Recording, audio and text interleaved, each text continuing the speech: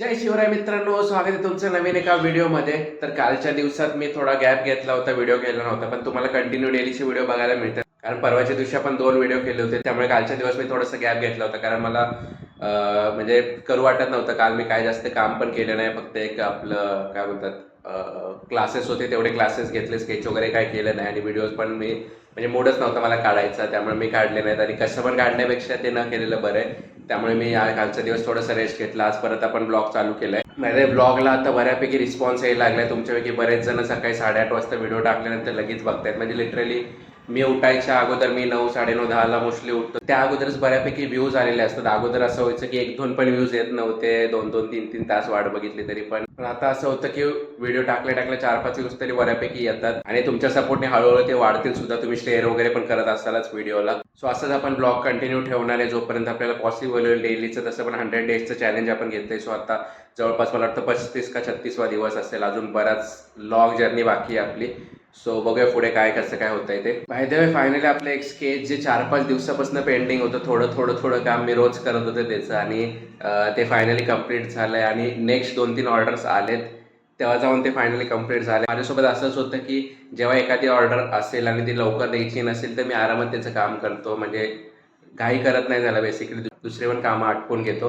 पण जेव्हा 2-4 ऑर्डर्स अजून येतील तेव्हा ते पटापट कामं होऊन जातात. तसंच झालं. 2-4 ऑर्डर्स आज, काल 2 ऑर्डर आले, आज सकाळी 1 ऑर्डर आली मला. त्यामुळे आपलं जे आधीचं पेंडिंग वर्क होतं ते फिनिश केले. थोडंसं फायनल फिनिशिंग बाकी आहे. जसं तुम्हाला माहिती आहे, आपण स्केच झाल्यानंतर फायनल थोडंसं फिनिशिंग असतं ते करतो. त्यानंतर कस्टमरला त्याचा फोटो पाठवतो. त्यानंतर मग त्यांचं काही चेंजेस असतील तर करतो, नाहीतर मग फायनल फिनिशिंग आपण त्याच्यामध्ये करून टाकतो.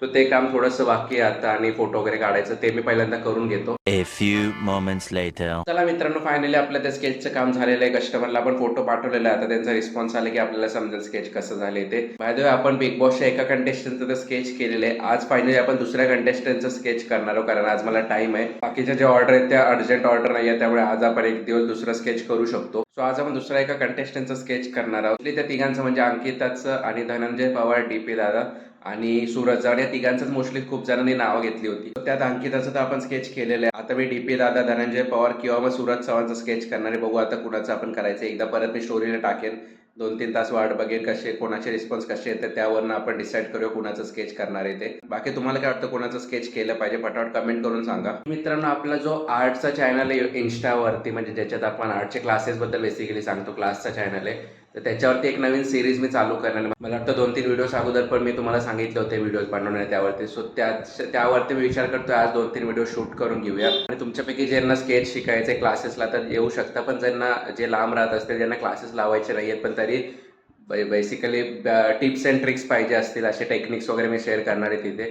ते जर तुम्हाला हवे असतील तर त्या इंस्टाग्राम आयडीला आपलं फॉलो करून ठेवू शकता. दर्शन आर्ट क्लासेस म्हणून आपले चॅनल आहे, स्क्रीनवरती तुम्हाला दिसत असेल, तर त्या चॅनलला तुम्ही फॉलो करून ठेवू शकता. कारण 50 असे आपण त्याच्यावरती आता tips and tricks basically me share करणार आहे. पूर्ण डिटेलमध्ये नाही सांगू शकत इंस्टावरती, कारण रील छोटे असतात. पण काही असे टिप्स असतात, काही असे टेक्निक्स असतात, काही असे मटेरियल नॉलेज असतं, ते मी तिकडे शेअर करणार आहे नक्कीच. सो मित्रांनो, आता मी स्टोरीला टाकले कुणाचं स्केच करायचं ते मी विचारलंय. तोपर्यंत आपण आता ब्लॉग एडिट करून घेऊया. उद्याच्या व्हिडिओचा ब्लॉग आपल्याला एडिट करायचा आहे. सो ते पटापट मी करून घेतो अगोदर आणि त्यानंतर बघूया कुणाचं नाव सगळ्यात जास्त लोक सांगतायत ह्याचं काढायचं, किंवा सूरज चव्हाण किंवा धनंजय पवारचं काढायचं. तर त्यापैकी एकाचा आपण आज स्केच चालू करून त्यांचं कम्प्लीट करूया. 2 hours later. चला मित्रांनो, फायनली ब्लॉग एडिट करून झालेला आहे. संध्याकाळचे जवळपास 7:30 वाजलेले आहेत आता. आणि आता चेक करूया आपण जे इंस्टावरती स्टोरी टाकली होती त्यात कुणाचं लोकांनी नाव घेतले. सो स्टोरी ओपन करतो आणि मोस्टली मला वाटतं 2, 4, 6, 25 लोकांनी तर कमेंट केले त्याच्यावरती. आणि मला वाटतं मॅक्झिमम लोकांनी धनंजय, सूरज पवार, सूरज चव्हाणचं बऱ्याच लोकांनी नाव घेतलं. म्हणजे जवळजवळ 70% लोकांनी मला वाटतं सूरज चव्हाणचं नाव घेतलेलं आहे. सो आपण आता सूरज चव्हाणचं स्केच काढायला चालू करूया आणि त्यानंतर परत धनंजय पवारचं पण काढणार आहे, पण ते 2-4 दिवसानंतर काढूया, आता लगेच नाही होणार ते. पण आज आपण सूरज चव्हाणचं स्केच काढायला चालू करूया. पाहिजे तुमची एक जबाबदारी असणार आहे की इंस्टावरती सूरज, आपण जेव्हा ते रील टाकू इंस्टावरती सूरज चव्हाणच्या स्केचची, तेव्हा ती जास्तीत जास्त शेअर झाली पाहिजे आणि कमेंटमध्ये सूरज चव्हाणला टॅग करा, म्हणजे ते त्याच्यापर्यंत ही व्हिडिओ पोहोचेल. आणि जास्तीत जास्त शेअर करा, जितकं शेअर करता येईल तेवढे ती व्हिडिओ शेअर करा. आणि जी अंकिताची पण आपण रील टाकली तीही तुम्ही शेअर करू शकता. तुम्ही जाऊन आपल्या इन्स्टा आयडीला चेक करू शकता. मला वाटतं 2-4 दिवसा अगोदर टाकली मी ती रील. ते जास्तीत जास्त शेअर करा, त्यांच्यापर्यंत हे व्हिडिओ पोहोचू द्या. म्हणजे त्यांना ते व्हिडिओ दिसली, त्यांनी जर आपल्याला बोलवलं तर नक्कीच त्यांना स्केच द्यायला सुद्धा आपण जाणार आहोत. सो व्हिडिओ जास्तीत जास्त शेअर करा. मित्रांनो, जवळपास अर्धा तास झाले आपण स्केच चालू करू आणि आपली आउटलाईन कंप्लीट झालेली आहे. तुम्ही बघू शकता हा फोटो आपण स्केच केले आणि हा फोटोचं स्केच केले. फक्त याच्यात हात वगैरे आपण नाही काढणार आहे पूर्ण खालीपर्यंत. ऍक्च्युली याचा फोटोज प्रॉपर भेटत नव्हता, म्हणजे मी खूप शोधला. त्यानंतर मला इंस्टाग्रामवरती एकच हा फोटो चांगला भेटला.